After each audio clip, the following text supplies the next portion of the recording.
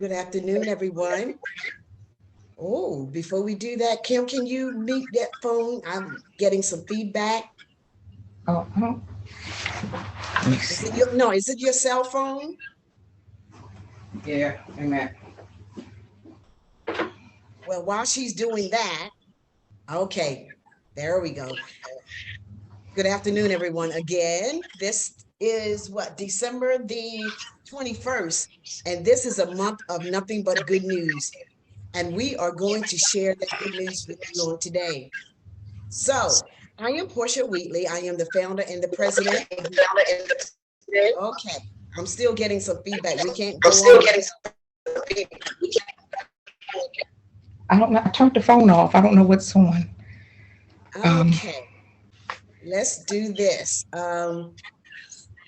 Yeah, I hear a lot of feedback. I don't know. Yeah, I still hear that. So you don't have any other mechanism there, or I have a desktop. I think it's the desktop. is it on the Facebook channel? No. Okay. Well, I don't know what that feedback is. I don't hear. Let me see. Do I hear it now? This is Portia Wheatley. This is Portia Wheatley. I don't hear. I don't hear it now. Okay, let's roll with it. I'm sorry. My phone is off. No problem. No problem. We're going to get this right so we can hear this message. This is a great message of good news. Again, I am Portia Wheatley, founder and president of a nonprofit organization that's not here nor there. The fact of the matter is today we're bringing good news, and that good news will come from my sister and friend, Kimberly Carroll. The topic today is sharing good news, sharing life as a result of losing your child. And you may wonder what good news can come from that. Well, we're talking about living after the fact, living after that experience in your life. And we're going to hear from Kim to see how she did it, because many other people have lost their children or their child, and they just can't seem to live on. But we want you to know that there is hope and there is life after this. So Kim, share from your heart, whatever you want to share as it relates to the experience of losing your daughter. Thank you again for accepting my invitation to come. I so appreciate it. You got Well, it? thank you for the invite. Uh, I, I will say that I am nervous. This is completely out of my comfort zone. But I just pray that what I say will help someone else today. Um, I think for me, the best thing to do would be start from the beginning with my daughter. I think when she was born, she was the most beautiful baby I had ever seen. And not to take anything away from my son, because she's the youngest of the two, but she was an absolutely beautiful baby. But what I did not know was she was born um, with a birth injury. And I did not realize until she was about 6 months old that she had that injury. And what we saw physically, what we saw with the natural eye was the physical impairments that she had and not the mental and psychological issues that she had. And as she grew older, she had learning disabilities and, behavioral issues. And, I started her in counseling at an early age, elementary school. And as she got older, things just really got worse for her. And, and she was raised in the church in Kingdom Worship Center. That's all she knew. And I thank God for that experience, because as she got older, as she got older, the experiences got worse for her. And what I kept trying to think that my daughter's bipolar or she's, you know, and just reading and trying to keep up with things with her. Um, and it just kept getting worse. And she was able to get some assistance with being able to survive on her own. And she was, as an adult, diagnosed with bipolar and schizophrenia. And the thing for me was watching her with those experiences, um, the crying and the voices that she would tell me that she heard, and there was nothing that I could do but pray for her. Um, it was just really, there was just really a lot of turmoil in her life. And I guess when she was in, her early 20s, um, I think I realized then that I was going to have to bury my daughter. And I didn't know under what circumstances that it was going to happen, but I knew for many years prior to her passing that I was going to have to bury her. Um, but I will tell you that I am most grateful for the days leading up to her death that we shared that time together, and every encounter was, when we separated, it was an I love you. There were hugs, and she knew that I loved her. And she would often tell me, if I don't know anything else, Mom, I know that you love me. Because so many of our encounters ended with arguments or, disagreements, or me trying to understand what she was going through. And I just really wasn't in a position to understand, but still trying to support her as best I could. And and although I knew that I was going to have to bury her, I didn't know under what circumstances. And I would say that most people who have a diagnosis, a mental health diagnosis, also have issues with substance abuses. And the day that I found her, I went to her apartment on my way to work, and I found her. And that was the thing that I was unprepared for. I never thought that I would find her. I thought I would get the call that something happened to her. And instead, I found her. And that is an image that stays in my mind every day. And pardon me if I cry, I'm sorry. It's still very emotional for me. But I think about her every day. And, I often tell her that I love her. But when I found her, I went in her house. Every time I would go in her house, if I would knock on her door and she didn't come, I figured she was sleeping. And so I used my key, and she would always say, once I would come in, she would say, "Who is it?" And I would say, "Well, who else has a key? Who do you think it is?"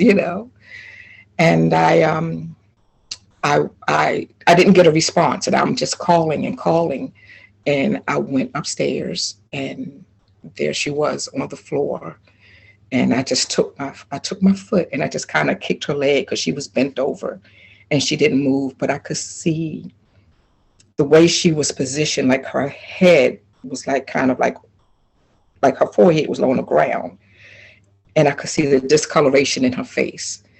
And I don't remember going down the stairs, but I remember being on the phone with the 911 operator and just saying, my daughter's is non-responsive. And she said, "Well, is she breathing?" I said, "I don't know." But I think in my heart of hearts, I knew she was gone, but I was so nauseous. I just couldn't do it.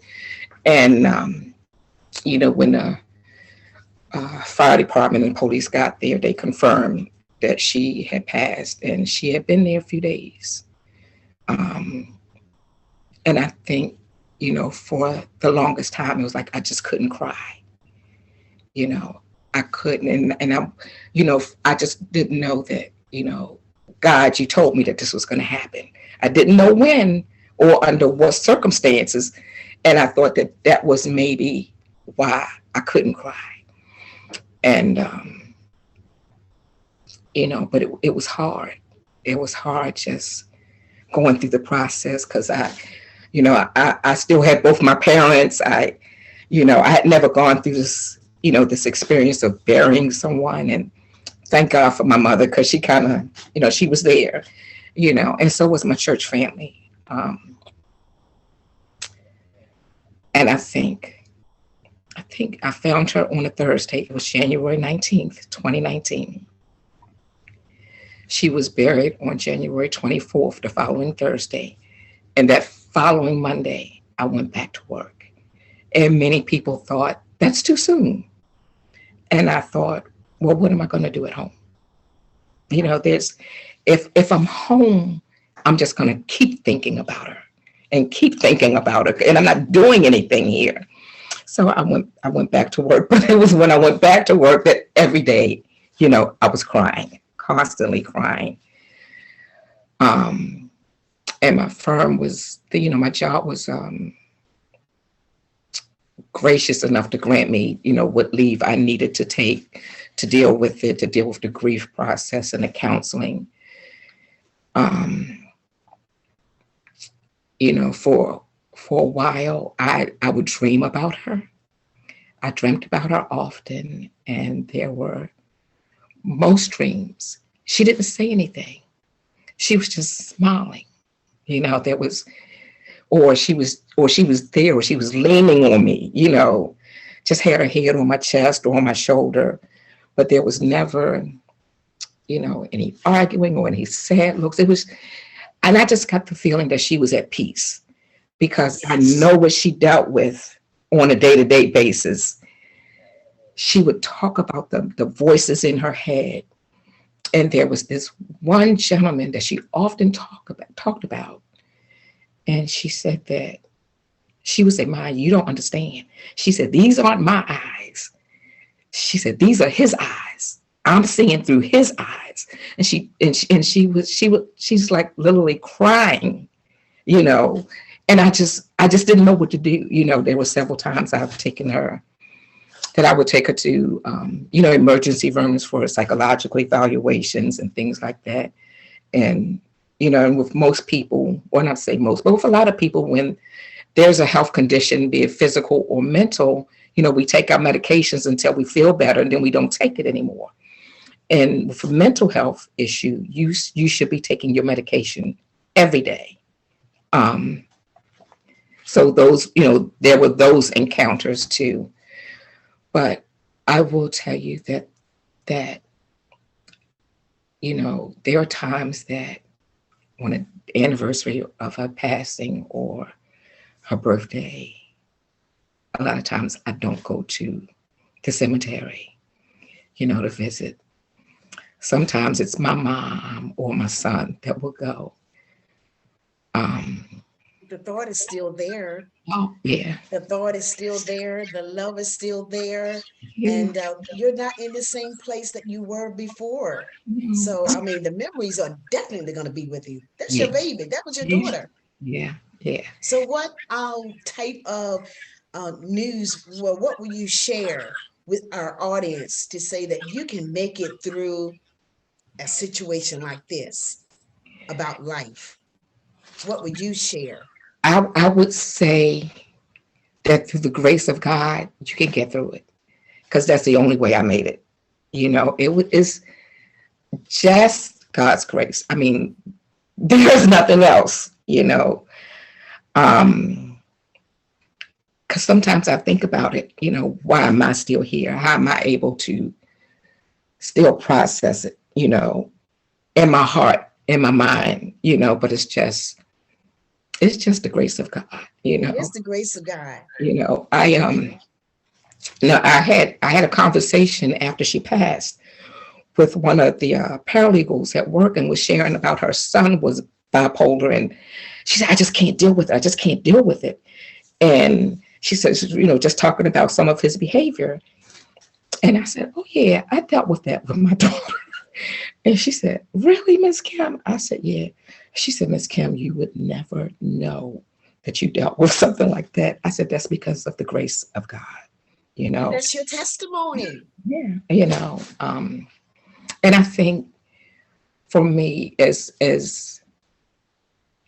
difficult of a time that she had living her life as best as she could, the people that she had to encounter for business, a lot of time they didn't deal with her, they dealt with me, um, so that I could make sure and know in my mind and in my heart that she was getting everything that she was qualified for and that she was being treated fairly, and sometimes even interceding, so that sometimes she should have gotten one result, but because God's grace allowed her to get something different.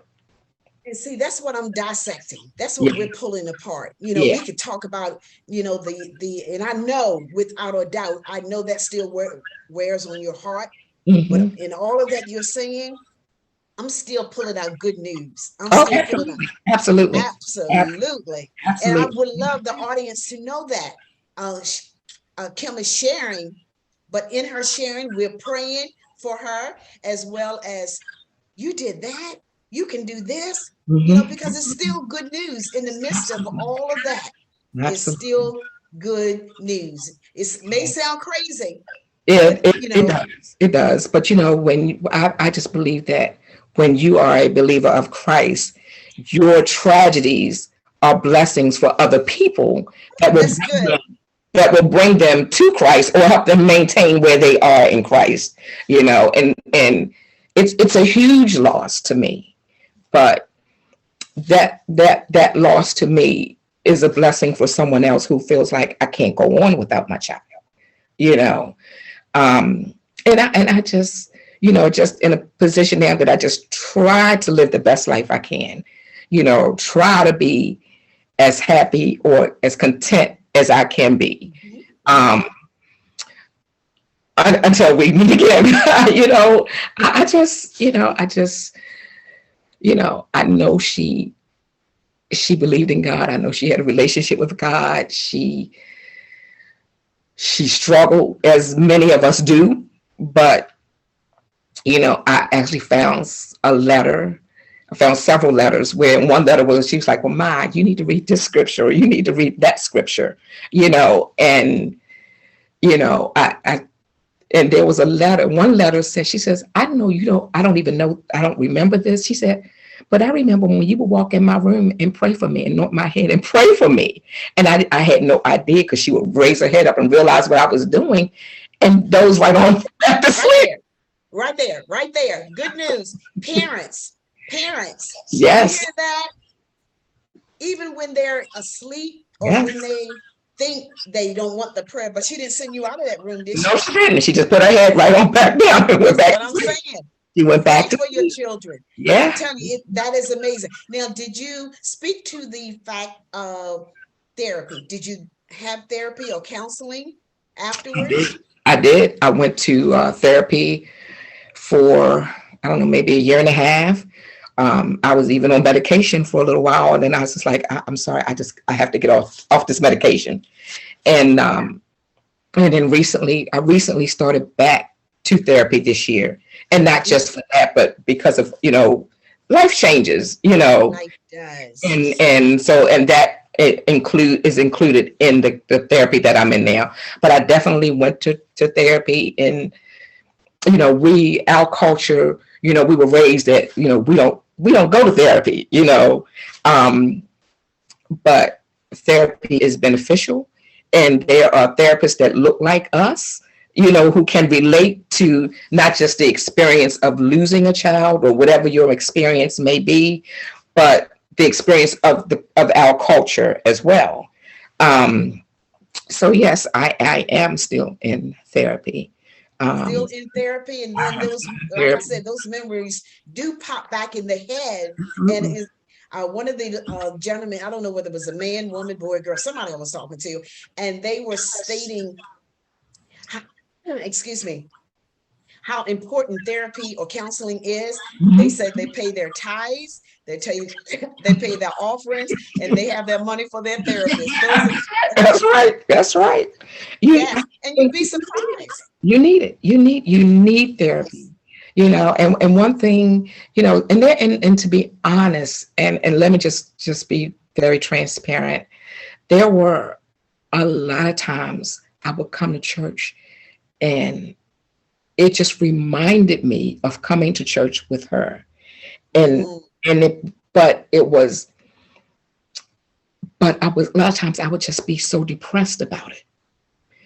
But before the service was over, I was glad that I came because something in that message was for me. good You know, news, good news, yeah, good yeah, news, there was good something of that news. message that was for me. Um, my daughter, she was I say she was a piece of work, but she was mine, and I As loved the her. older as the older generation said, she was a handful. Yes, she was. Yes, she was. She was a handful. So Um, what would you say, Kim? What would you say to parents that still have their children and they still have them now, but we never know when our children may not be with us anymore? What would you say to them? I would say be the best parent that you can be. I would say make time to hear them, to listen to them, communicate with them. Doesn't mean that you're going to understand everything that they're going through, you know. And if they tell you something that you're not familiar with or you can't relate to it, don't dismiss it because it's their reality. And the peer pressure that they go through today is not the peer pressure that we went through. There's so many things that kids go through. There's so many things that they experience that we don't have a clue about it. You know, um, and even sometimes, if your child if your child is a minor and you take them to counseling, or even if your child is an adult and you think that they need counseling, let them do the individual counseling, but offer to do family counseling with them. Um, I think it's so very important, um, just to be receptive of what children Yes. have to say. You may not like it, but if you are a parent that has raised your children with character, morals, um, faith in God, and all of those positive things, you just have to trust that that seed is in them someplace. Because when they get to be a certain age, you can't hold their hands anymore. They're going to go out and make their own decisions, That's and one of the scriptures that he talk about: train up a child in the way in they the should. way that they should go. Yeah, And when they're older, they won't depart from it. They right, might do a little bit of this and that, right. but that seed is in there. And sometimes you might want to give them a side eye. That is not my child. I did not raise you to do that. But they're yours. You have to They're love them. mine. They're God. mine. Oh man, won't I go to bat for my boys? Won't I Yeah, go to bat for my boys? I'm like, and yeah, I'm still saved. But yeah, don't yeah. bother my boys. It But used that to was, be my, what is that saying? Wait, back uh-oh. in the day, they used to say, "Don't mess with my money, my man, and my food." That's And right. now, since my man is gone, we gonna mess with my children. Yeah. Don't mess with my children or But my grandchildren. right, that's right. That's right. But I tell my children, even my son, tell me what happened and tell me the truth. Tell me the truth so I will know how to address it. Because if you blindside me with something, I'm not going to be able to, I'm not going to be prepared because I'm prepared based on a lie. Tell me what happened. Tell me the Tell the truth, truth. and I can go to bat for you from there. And I think that, I think one of the things for me that eases my heart is that I know that I was a good mom. I know I was a very supportive. You know, um, I'm not saying I was always right in everything, you know, but one of my friends, well, he's Brittany's friend as well, but he told me a couple weeks after her passing, and I mean, I just really just cried. And he said, I had a conversation with Brittany. He said, and Brittany said, you were her rock. I said, really? And he said, yeah. And I was just so surprised that, grateful, but because she would say, well, why, mommy, why are you doing this? I said, because you're my daughter. I love you. I said, and I'm always going to do my best to support you. I said, because, you're mine, but you have to be respectful. They need to hear you say, the parents say, I love you. I love you. I mean, you cannot always just purchase items for your children. Right. And say that fills the space of saying I love you. I don't care how old they are. Let them know that they are loved. Yeah. They really love it. And especially to our young ladies. Right. Let the parents, the mother, the father, the grandmother, whomever, let them know that they are loved. Let them hear that come out of your mouth. Right. Because